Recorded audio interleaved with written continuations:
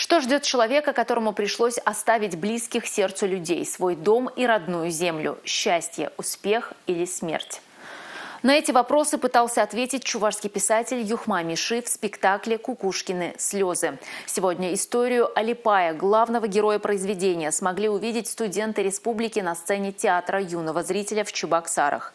Екатерина Никитко продолжит. Что чувствует человек, который покинул родную землю? Что его ждет? Каким он был и каким станет? Он здесь и влюбленный, он здесь и военный, он здесь и пленный, он здесь и больной психически, может быть, даже, можно так сказать.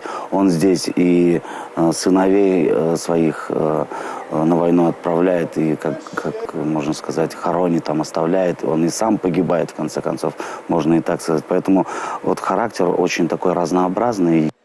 Жизнь главного героя настолько переменчива, что не описать словами.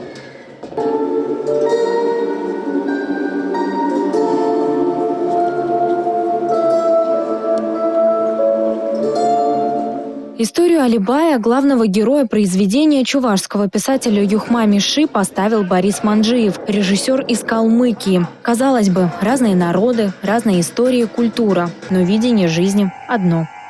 Вот есть у казаков там Шолохов, у русских там Толстой, а здесь у чувашей Юхма я очень боялся.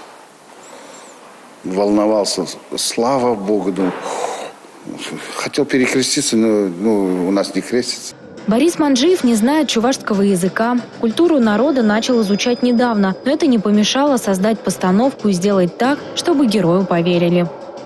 Прям ты смотришь этот спектакль и погружаешься в эту атмосферу. Ты будто бы вместе со всеми героями переживаешь все их события. Декораций в спектакле практически нет. Эту особенность отметили зрители. На сцене только чувства, эмоции и луна. Единственный и верный спутник главного героя. Екатерина Никитко, Маргарита Мельникова, Павел Рядков. Республика.